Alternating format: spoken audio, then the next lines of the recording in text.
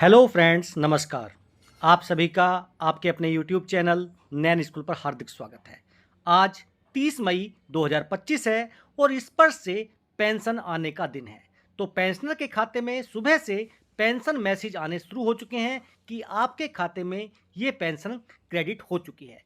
आप भी अपना मैसेज चेक करें, अपना अकाउंट चेक करें। हो सकता है कि आप में से काफ़ी पेंशनर को भी ये मैसेज आया हो। कुछ पेंशनर्स ऐसे होंगे जिनको अभी मैसेज नहीं आया होगा, उनको ये मैसेज बाद में मिलेगा, क्योंकि आज शाम तक पेंशन का दिन है और आपको पेंशन के मैसेज मिलते रहेंगे।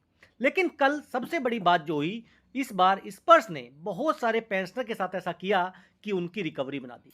कल स्पर्श का फुल ऑन रिकवरी मोड देखने को मिला। तो क्या पेंशनर्स परेशान हैं कि क्या रिकवरी रोकी जा सकती है? क्या सभी रिकवरी वाले एक साथ आएं, कोर्ट केस करें?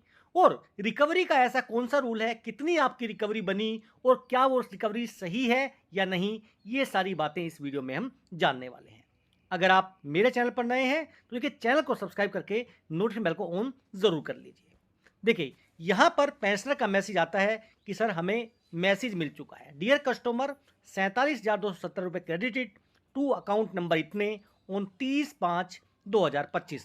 और देखिए, सुबह 8:57 का ये मैसेज है। ऐसे और भी पेंशनर्स होंगे जिनको ये मैसेज देखने को मिला है। तो आज आपको पेंशन आपके खाते में क्रेडिट हो जाएगी। हाँ, कुछ पेंशनर ऐसे होंगे जिनकी रिकवरी हुई है, उनको इस बार काफ़ी कम पेंशन देखने को मिलेगी और बहुत से पेंशनर इसको लेकर परेशान हैं और उन्होंने पूरा एक कह सकते हैं कि पूरा ग्रुप बनाने की कोशिश करी है कि हम कोर्ट केस कर सकें कि जो रिकवरी कर रहे हैं, क्योंकि ये आदेश है कि भैया पेंशनर से रिकवरी नहीं करनी चाहिए। और वो भी ऐसे पेंशनर्स जो ओल्ड एज्ड हैं, रिजर्विस्ट पेंशनर्स हैं, उनसे रिकवरी करने का कौन सा तुक बनता है, इस तरह की बातें भी बहुत ज़्यादा चल रही हैं। देखिए, कल हमने देखा यहाँ पर कि देखिए, पेंशनर की 9,000 बेसिक, रिजर्विस्ट पेंशनर 1,000 एफ में टोटल 14,950 रुपये बढ़ रहे थे। उसमें से भी 4,983 रुपये जो है रिकवरी के रूप में काट लिए गए। अब एक चीज़ तो यह है कि भैया, रिकवरी जो है किस आधार पर की जाती है वो भी हमें पता होना चाहिए। रिकवरी ज़्यादा की गई है, कम कर सकते हैं हम, क्या इसका रूल है, उसके बारे में भी हम आगे देखने वाले हैं। ऐसे देखिए, ये पेंशनर्स थे, इनको भी देखिए रिकवरी के रूप में इनका तो जो डिसेबिलिटी एलिमेंट था वो कर दिया गया वार एंजुरी एलिमेंट को काटकर, और उसके बाद रिकवरी भी बना दी गई। आगे चलते हैं। देखिए, ये रूल है, और भी बहुत सारे रूल्स हैं इसमें, लेकिन जो सबसे महत्वपूर्ण लाइन है वो मैं आपके सामने जूम कर देता हूं। इसकी इंपॉर्टेंट चीज है, in case the pensioner expresses his inability to pay the amount, यानी या तो आप एक साथ अपना एडजस्ट कर लीजिए। दूसरी चीज, अगर आप एक साथ पैसा देने की स्थिति में नहीं है तो the same may be adjusted from the future pension payment to be made to the pensioner. यानी अगर आपको ओवर पेमेंट हुआ है, पहली बात आपको पता होना चाहिए कि भाई हमें ओवर पेमेंट हुआ है।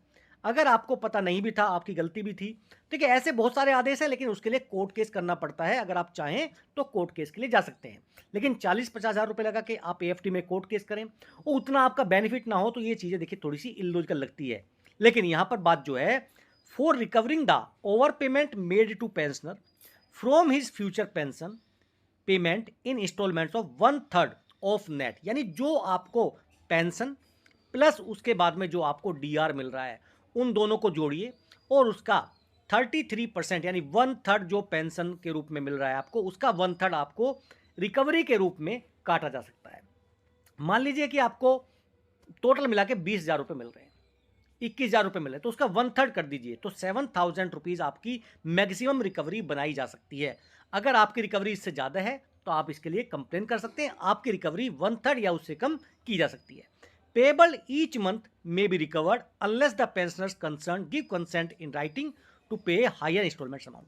लेकिन अगर पेंशनर चाहता है कि भैया हमसे एक साथ ले लो या 3 किस्तों में ले लो, हमसे 1/3 मत लो, तब ऐसी स्थिति में अगर वो रिटन कॉन्सेंट देता है तभी उसकी रिकवरी जो है ज़्यादा बनाई जाएगी। अदरवाइज जो है इसकी 1/3 टोटल रिकवरी बनाई जाएगी। तो जितने भी रिकवरी हुई है उन सब के लिए ये एक इंपॉर्टेंट फॉर्मूला है कि आप चेक करें कि आपका बेसिक प्लस डीआर आपको कितना मिल रहा था और उसका 1/3 कीजिए, 3 से उसको भाग कर दीजिए, तो जो रिकवरी है वो मैक्सिमम रिकवरी आपसे परमिसिबल है।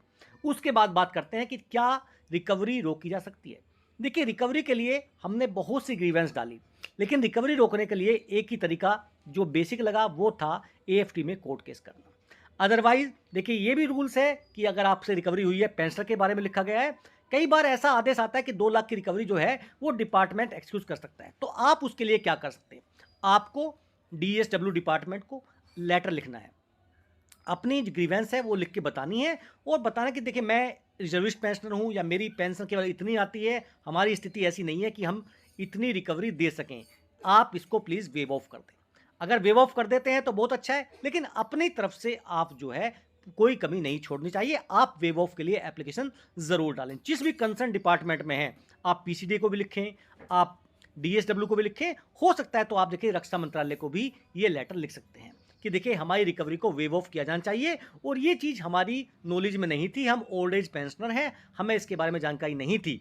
अगर ऐसी स्थिति में आपका देखिए कुछ काम बन जाता है तो देखिए वेल एंड गुड है, अदरवाइज फिर आपको कोर्ट केस करना पड़ सकता है। तो ये थी आज की प्रमुख जानकारी, जिसमें हमने बात की स्पर्श पेंशन को लेकर और रिकवरी अमाउंट को लेकर। जानकारी आपको अच्छी लगी तो चैनल को सब्सक्राइब करें, वीडियो को शेयर करें। आपके कमेंट्स बहुत महत्वपूर्ण होते हैं, जो हमें मोटिवेशन देते हैं, तो आप कमेंट्स करना ना भूलें। फिर मिलेंगे आपसे। जय हिंद, जय भारत।